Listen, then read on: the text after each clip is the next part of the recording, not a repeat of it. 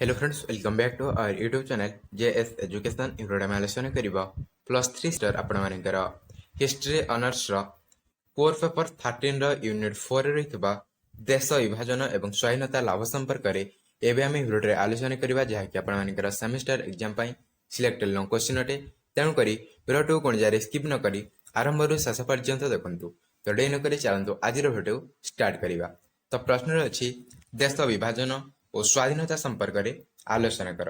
तो उत्तर आप लिखे प्रथम इंट्रोडक्शन बा उपक्रम इंट्रोडक्शन लिखे 1945 मसीह द्वितीय विश्वयुद्ध शेष होता।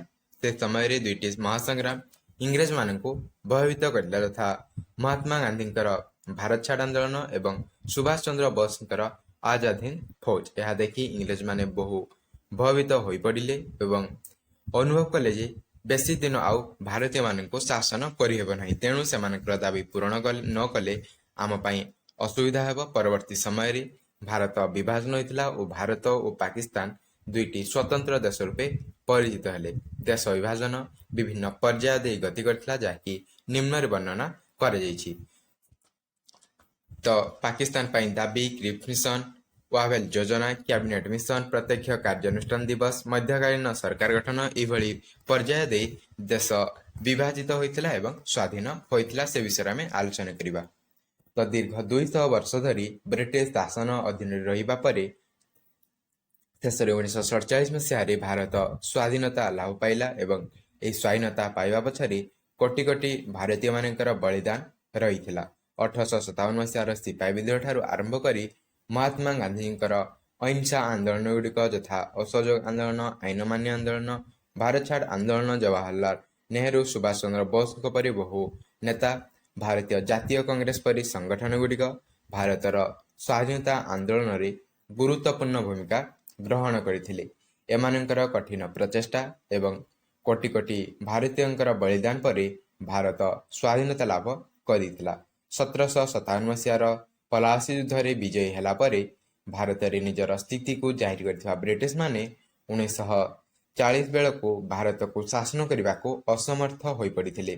कारण 1940 पर भारत रे स्वाधीनता पाई आंदोलन अधिक तीव्रतर होइथिला एवं द्वितीय विश्वयुद्ध पर इंग्रेज मानकर आर्थिक और सामरिक शक्ति मध्य दुर्बल हो पड़ा। तेणु युद्ध पर ब्रिटिश माने भारत रे शासन चालू रखा को असमर्थ हो पड़े। तेणुक 1946 मसीह कैबिनेट मिशन भारत को पठाई।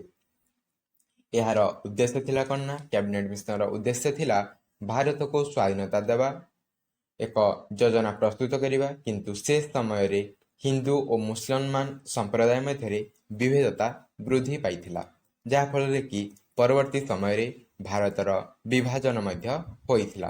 1947 मसीह ब्रिटिश सरकार भारत को स्वाधीनता देवाई स्वीकृति देला एवं यही प्रक्रिया को स्वाधीनता देवार प्रक्रिया को से समय भारतर शेष भाइसराय लॉर्ड माउंटबेटन से समय भारतर शेष भाइसराय थिबा लॉर्ड माउंटबेटन भारत को स्वाधीनता देवाई योजना आरंभ करथिले एवं यही योजना अनुसार भारत को दुई भाग में विभक्त कराइथिला, यथा भारत एवं पाकिस्तान। तेणु उभय भारत एवं पाकिस्तान देशर सीमा को निर्धारण करिया पई दायित्व दिया जाइथिला सर साइरिल रेडक्लिफ को एवं से निर्धारण करिथिबा सीमारेखा को रेडक्लिफ लाइन बोली मध्य कुहा जाइथे। एही विभाजनर फलस्वरूप 1947 अगस्त 14 तारिख रे पाकिस्तान स्वाधीन हैला एवं 1947 मसीहा अगस्त 15 तारिख रे भारत स्वाधीन हैला एवं भारतर प्रथम प्रधानमंत्री हेले जवाहरलाल नेहरू। एहीपरि भाव भारतर विभाजन होता एवं विभाजन जोगु अनेक हिंदू और सिख लोक मैंने पाकिस्तान भारत को आसी एवं अनेक मुसलमान लोक मैंने भारत छाड़ी पाकिस्तान को जाइथिले। एही भली भाव विभिन्न पर्याय दे भारत विभाजन हो स्वाधीनता लाभ करिथिला। एवं हम देखिबा किभली भाव भारतर विभाजन हो स्वाधीन होता। तो प्रथम होछि पाकिस्तान पाई दाबी। पाकिस्तान पाई दाबी मुस्लिम लीगर नेता माने इंग्रेज मानक पाखरे दाबी कले जे आमे मुस्लिम मानकु नै एक स्वतंत्र राष्ट्र गठन करा जाऊ। सर्वप्रथमे मोहम्मद इकबाल पाकिस्तान पाई दाबी करथिले। 1940 रे होइथिबा मुस्लिम लीगर लाहौर अधिवेशन रे ମୁସଲିମ ମାନେ ସେମାନଙ୍କର ପାକିସ୍ତାନ ଗଠନ ପାଇଁ ଦାବିକୁ ଉପସ୍ଥାପନା କରିଥିଲେ। ଏହି ଅଧିବେଶନରେ ଜିନ୍ନା କହିଥିଲେ ଯେ ହିନ୍ଦୁ ଓ ମୁସଲମାନ କେବଳ ଦୁଇଟି ଧର୍ମ ନୁହେଁ, ପ୍ରକୃତରେ ଏହା ଦୁଇଟି ପୃଥକ ଓ ସ୍ୱତନ୍ତ୍ର ସାମାଜିକ ଶ୍ରେଣୀ ଅଟନ୍ତି ବୋଲି ସେ କହିଥିଲେ। ତ ଭାରତର ବ୍ରିଟିଶ ମାନଙ୍କର ଶାସନ ସମୟରେ ଭାରତରେ ହିନ୍ଦୁ ଏବଂ ମୁସଲମାନ ମାନଙ୍କ ମଧ୍ୟରେ ବିଭେଦତା ବଢ଼ିଥିଲା। ବିଶେଷ କରି 1906 ମସିହାରେ ଗଠିତ ହୋଇଥିବା ମୁସଲିମ ଲିଗ୍ କେବଳ ମୁସଲମାନ ମାନଙ୍କ ପାଇଁ କାର୍ଯ୍ୟ କଲା ଏବଂ ସେମାନଙ୍କ ପାଇଁ ହିଁ ସ୍ୱର ଉତ୍ତୋଳନ କଲା। ତେଣୁ ପରେ ହିନ୍ଦୁମାନଙ୍କ ପାଇଁ ହିନ୍ଦୁ ମହାସଭା ମଧ୍ୟ ଗଠିତ ହେଲା। ତ ଆମେ ଏହି ମୁସଲିମ ଲିଗ୍ ଏବଂ ହିନ୍ଦୁ ମହାସଭା ବିଷୟରେ ସରଳତା ନୋଟ୍ସରୁ ଲଙ୍ଗ କ୍ୱେଶ୍ଚିନ୍ ଆଲୋଚନା କରିଛନ୍ତି। ଯେଉଁମାନେ ଭିଡ଼ିଓ ଦେଖିନାହାନ୍ତି ଆମର ପ୍ଲେଲିଷ୍ଟକୁ ଯାଇକି ଦେଖିନିଅନ୍ତୁ, କାରଣ ଏହି ପ୍ରଶ୍ନ ମଧ୍ୟ ଆପଣମାନଙ୍କର ସେମିଷ୍ଟାର ଏକ୍ଜାମ ପାଇଁ ସିଲେକ୍ଟେଡ୍ ଲଙ୍ଗ କ୍ୱେଶ୍ଚିନ୍ ଅଟେ। ତ ମୁସଲିମ ଲିଗ୍ ପରେ ହିନ୍ଦୁମାନଙ୍କ ପାଇଁ ହିନ୍ଦୁ ମହାସଭା ମଧ୍ୟ ଗଠିତ ହୋଇଥିଲା। ତା ସହିତ ବ୍ରିଟିଶ ମାନେ ଉଭୟ ହିନ୍ଦୁ ଏବଂ ମୁସଲମାନ ମାନଙ୍କ ମଧ୍ୟରେ ବିଭେଦତା ବଢ଼ାଇବାକୁ ମଧ୍ୟ ଚାହୁଁଥିଲେ, କାରଣ ବିଭେଦତା ସୃଷ୍ଟି କରି ଏକତାକୁ ଦୁର୍ବଳ କରିବା ପାଇଁ ଚାହୁଁଥିଲେ। ଯାହାର ଜ୍ୱଳନ୍ତ ଉଦାହରଣ ହେଉଛି କ'ଣ ନା ବ୍ରିଟିଶ ମାନଙ୍କର 1905 ମସିହାର ବଙ୍ଗଭଙ୍ଗ ଆଇନ। ଏହି ନୀତି ବା ଏହି ଆଇନ ଯୋଗୁଁ ବଙ୍ଗ ବିଭାଜିତ ହୋଇଥିଲା, ଯଥା ପୂର୍ବବଙ୍ଗ ଏବଂ ପଶ୍ଚିମବଙ୍ଗ। ଫଳରେ ଉଭୟଙ୍କ ମଧ୍ୟରେ ଉଭୟ ହିନ୍ଦୁ ଏବଂ ମୁସଲମାନ ମାନଙ୍କ ମଧ୍ୟରେ ସାମ୍ପ୍ରଦାୟିକତା ଦେଖାଦେଲା। ଏସବୁର ଫଳସ୍ୱରୂପ ମୁସଲିମ ଲିଗ୍ର ନେତା ଥିବା ମହମ୍ମଦ ଅଲି ଜିନ୍ନା ଏକ ସ୍ୱତନ୍ତ୍ର ମୁସଲିମ ରାଷ୍ଟ୍ର ପାକିସ୍ତାନ ଗଠନ କରିବା ପାଇଁ ବ୍ରିଟିଶ ସରକାର ପାଖରେ ଦାବି ତାଙ୍କର ଉପସ୍ଥାପନା କରିଥିଲେ ଏବଂ 1940 ମସିହାରେ ଲାହୋର ପ୍ରସ୍ତାବ ପାସ୍ ହେଲା ପରେ ମୁସଲମାନ ମାନଙ୍କ ପାଇଁ ଅଲଗା ଦେଶ ଗଠନ ଦାବି ସ୍ପଷ୍ଟ ହୋଇଯାଇଥିଲା। ପରବର୍ତ୍ତୀ ସମୟରେ 1947 ମସିହାରେ ଭାରତ ଦୁଇ ଭାଗରେ ବିଭକ୍ତ ହୋଇଥିଲା, ଯଥା ଭାରତ ଏବଂ ପାକିସ୍ତାନ। ଏହି ବିଭାଜନ ଫଳରେ ଲକ୍ଷାଧିକ ଲୋକ ଓ ଲକ୍ଷାଧିକ ଦେଶ ଗୋଟିଏ ଦେଶରୁ ଅନ୍ୟ ଦେଶକୁ ଯାଇଥିଲେ, କାରଣ ପାକିସ୍ତାନରେ ଯେଉଁ ହିନ୍ଦୁମାନେ ରହିଥିଲେ ସେମାନେ ଭାରତକୁ ଆସିଥିଲେ ଏବଂ ଭାରତରେ ଯେଉଁ ମୁସଲମାନ ରହିଥିଲେ ସେମାନେ ପାକିସ୍ତାନକୁ ଯାଇଥିଲେ। ଏହା ଥିଲା ତାଙ୍କର ପାକିସ୍ତାନ ଦାବି। ତାପରେ କ୍ରିପ୍ସ ମିଶନ। ଇଂରେଜ ସରକାର 1942 ମସିହାରେ ଷ୍ଟାଫୋର୍ଡ କ୍ରିପ୍ସଙ୍କ ଅଧ୍ୟକ୍ଷତାରେ ଏକ କମିଶନ ଭାରତକୁ ପଠାଇଥିଲେ। ଏହି କମିଶନର କାର୍ଯ୍ୟ ହେଲା ଭାରତରେ ସରକାର ଗଠନ କରିବା। ମାତ୍ର କ୍ରିପ୍ସ ମିଶନ ମୁସଲିମ ଲିଗ୍ର ଭାରତ ବିଭାଜନ ପ୍ରସ୍ତାବକୁ ସମର୍ଥନ କଲା, ଆଉ ମଧ୍ୟ କହିଲା ଯେ ଭାରତରେ ସମ୍ବିଧାନ ପ୍ରଣୟନ ହେବ। ଯଦି କୌଣସି ପ୍ରଦେଶ ସେ ସମ୍ବିଧାନକୁ ଗ୍ରହଣ ନ କରନ୍ତି, ତେବେ ସେହି ପ୍ରଦେଶଟି ନିଜ ପାଇଁ ଏକ ସ୍ୱତନ୍ତ୍ର ସମ୍ବିଧାନ ପ୍ରସ୍ତୁତ କରିପାରିବ। ଯଦିଓ ଏହି ଯୋଜନାଟି ମୁସଲିମ ଲିଗ୍ ପାଇଁ ଭଲ ଥିଲା, ମାତ୍ର ମୁସଲିମ ଲିଗ୍ କ୍ରିପ୍ସ ମିଶନକୁ ପ୍ରତ୍ୟାଖ୍ୟାନ କଲା ଓ ପାକିସ୍ତାନ ଦାବିରେ ଅଟଳ ରହିଲା। ତ ଦ୍ୱିତୀୟ ବିଶ୍ୱଯୁଦ୍ଧ ଚାଲୁଥିବା ବେଳେ ବ୍ରିଟିଶ ସରକାର ଭାରତର ସହଯୋଗ ଚାହୁଁଥିଲା। ତେଣୁକରି 1942 ମସିହାରେ ବ୍ରିଟିଶ ସରକାର କ୍ରିପ୍ସ ମିଶନ ଭାରତକୁ ପଠାଇଥିଲା। ଏହାର ନେତୃତ୍ୱ ନେଇଥିଲେ ଷ୍ଟାଫୋର୍ଡ କ୍ରିପ୍ସ, ତେଣୁ ତାଙ୍କର ନାମ ଅନୁସାରେ ହିଁ ଏହାର ନାମକରଣ ହୋଇଥିଲା କ୍ରିପ୍ସ ମିଶନ। ଏହି ମିଶନ ପ୍ରସ୍ତାବ ଦେଲା ଯେ ଦ୍ୱିତୀୟ ବିଶ୍ୱଯୁଦ୍ଧରେ ଭାରତ ବ୍ରିଟିଶ ମାନଙ୍କୁ ସହଯୋଗ କରୁ ଏବଂ ଦ୍ୱିତୀୟ ବିଶ୍ୱଯୁଦ୍ଧ ପରେ ଭାରତୀୟମାନଙ୍କୁ ସ୍ୱଶାସନ ପ୍ରଦାନ କରାଯିବ। କିନ୍ତୁ ଏହି ପ୍ରସ୍ତାବକୁ ଭାରତୀୟ ଜାତୀୟ କଂଗ୍ରେସ ଅସ୍ୱୀକାର କରିଥିଲା, କାରଣ ସେମାନେ ଚାହୁଁଥିଲେ ଭାରତକୁ ତୁରନ୍ତ ସ୍ୱାଧୀନତା ଦେବା ପାଇଁ ଭାରତୀୟ ଜାତୀୟ କଂଗ୍ରେସ ଚାହୁଁଥିଲା। କିନ୍ତୁ କ୍ରିପ୍ସ ମିଶନ ପ୍ରସ୍ତାବ ଦେଲା ଯେ ଦ୍ୱିତୀୟ ବିଶ୍ୱଯୁଦ୍ଧ ପରେ ହିଁ ଭାରତକୁ ସ୍ୱଶାସନ ଦିଆଯିବ, ଯାହାଫଳରେ କି ଏହାକୁ ଭାରତୀୟ ଜାତୀୟ କଂଗ୍ରେସ ବିରୋଧ କଲା। ମୁସଲିମ ଲିଗ୍ ମଧ୍ୟ ଏହାକୁ ବିରୋଧ କରିଥିଲା, କାରଣ ମୁସଲିମ ଲିଗ୍ ପାକିସ୍ତାନ ଦାବି କରୁଥିଲା।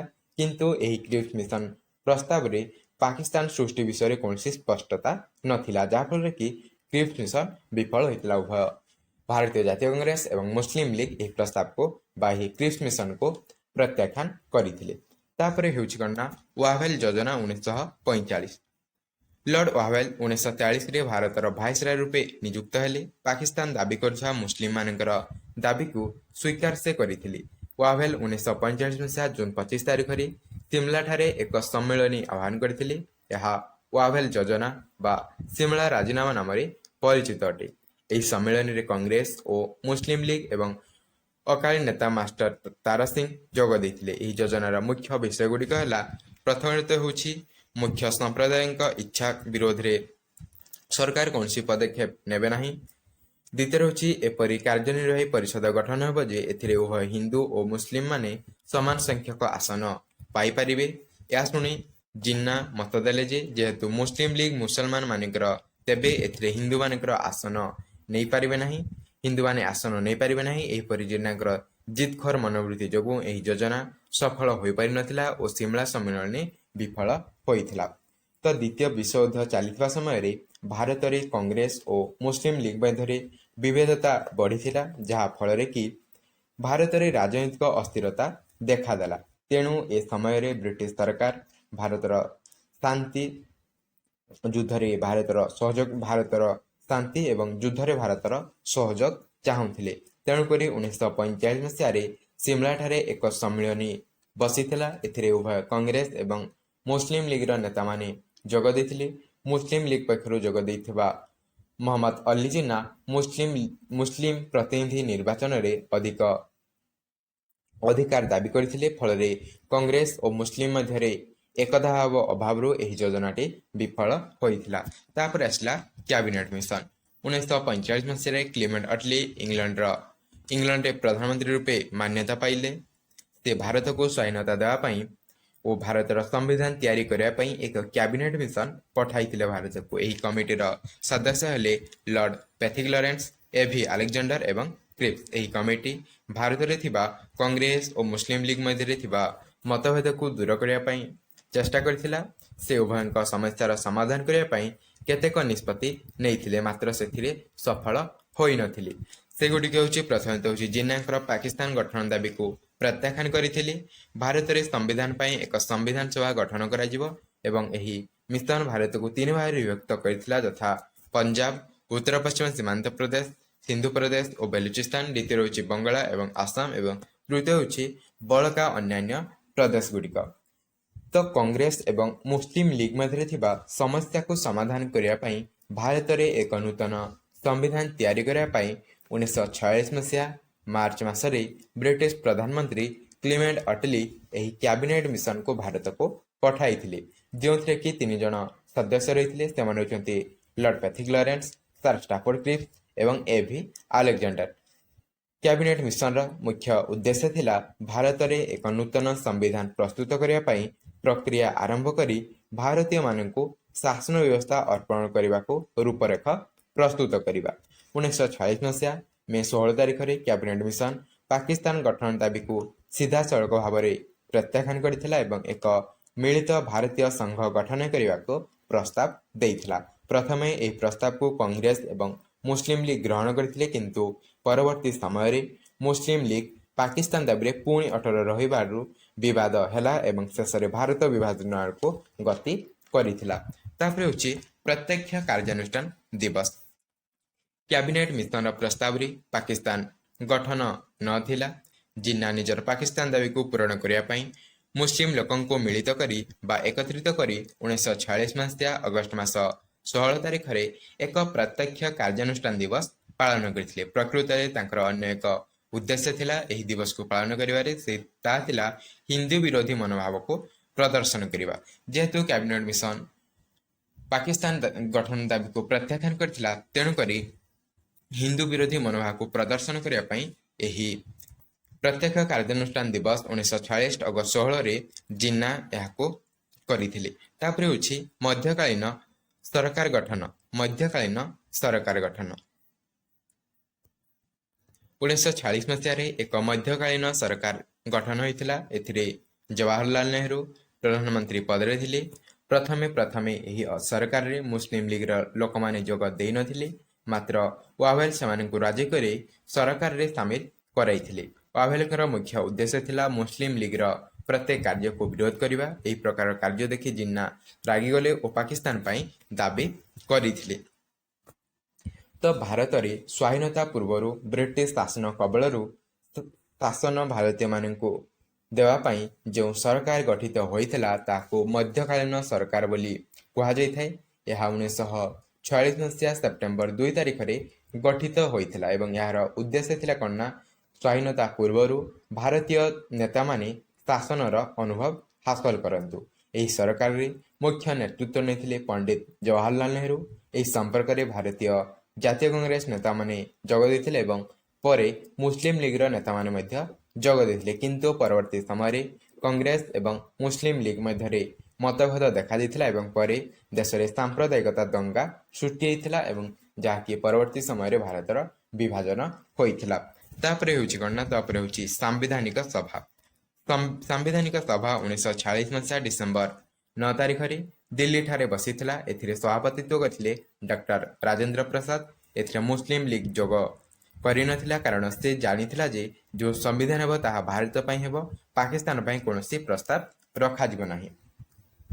ତ 1946 ମସିହାରେ ଆସିଥିବା କ୍ୟାବିନେଟ୍ ମିଶନ ଯୋଜନା ଅନୁସାରେ ସମ୍ବିଧାନ ସଭା ଗଠିତ ହୋଇଥିଲା। ଏହାର ପ୍ରଥମ ବୈଠକ 1946 ମସିହା ଡିସେମ୍ବର 9 ତାରିଖରେ ବସିଥିଲା। ଏହି ବୈଠକରେ ଡକ୍ଟର ସଚ୍ଚିଦାନନ୍ଦ ସିନ୍ହା ଅସ୍ଥାୟୀ ଅଧ୍ୟକ୍ଷ ଭାବରେ ରହିଥିଲେ, କିନ୍ତୁ ପରେ ଡକ୍ଟର ରାଜେନ୍ଦ୍ର ପ୍ରସାଦ ଏହାର ସ୍ଥାୟୀ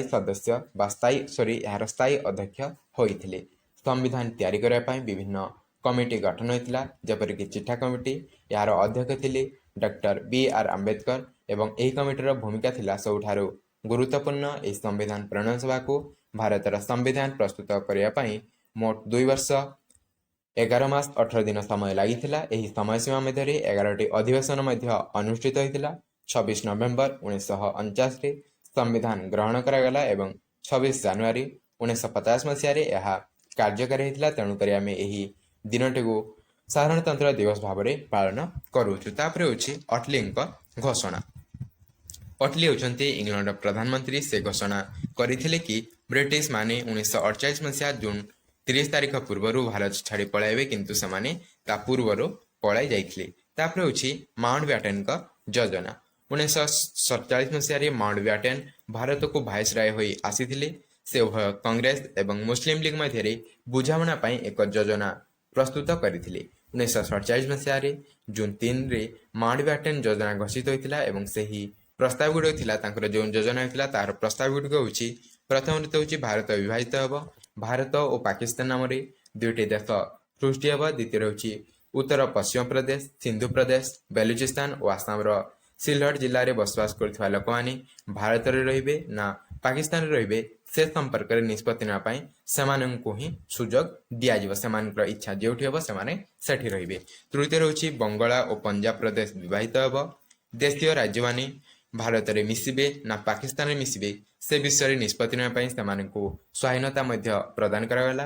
ଭାରତରେ ସମ୍ବିଧାନ ପ୍ରଣୟନ ସଭା ଚାଲୁ ରହିବ ଏବଂ ପାକିସ୍ତାନରେ ଏକ ଭିନ୍ନ ସମ୍ବିଧାନ ପ୍ରଣୟନ ସଭା ଗଠିତ ହେବ ବୋଲି ସେ ତାଙ୍କର ପ୍ରସ୍ତାବ ଦେଇଥିଲେ।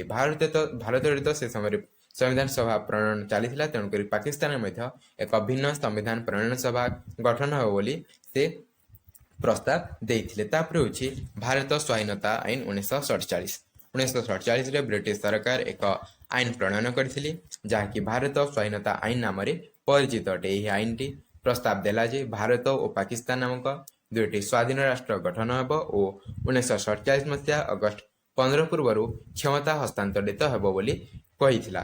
ଏହି ଆଇନଟି ଥିଲା ଭାରତ ବିଭାଜନ ପାଇଁ ଏକ କୃତିତ୍ୱ କାର୍ଯ୍ୟ ଆଇନ। ତାପରେ ହେଉଛି ଭାରତର ସ୍ୱାଧୀନତା ଲାଭ। ଉପରୋକ୍ତ ପର୍ଯ୍ୟାୟ ଦେଇ ଭାରତର ବିଭାଜନ କାର୍ଯ୍ୟକ୍ରମ ଗତି କରିଥିଲା। ପରିଶେଷରେ 1947 ମସିହା ଅଗଷ୍ଟ 15 ତାରିଖରେ ଭାରତ ସ୍ୱାଧୀନତା ହୋଇଥିଲା।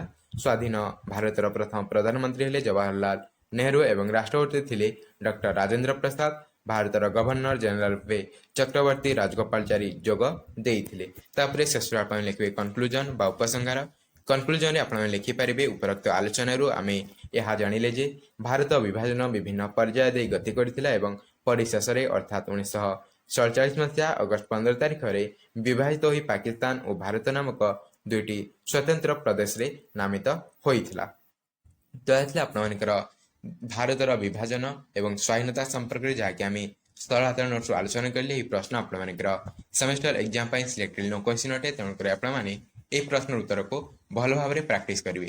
ତ ଯଦି ଭିଡ଼ିଓ ଭଲ ଲାଗିଲା ଗୋଟେ ଲାଇକ୍ ଦେବେ ଏବଂ ସାଙ୍ଗସାଥିମାନଙ୍କ ସହ ଅଧିକରୁ ଅଧିକ ମାତ୍ରାରେ ସେୟାର କରିବେ। ତ ଦେଖା ହେବା ଆଉ ଏକ ନୂତନ ଭିଡ଼ିଓରେ। ସେ ପର୍ଯ୍ୟନ୍ତ ଜୟ ଜଗନ୍ନାଥ।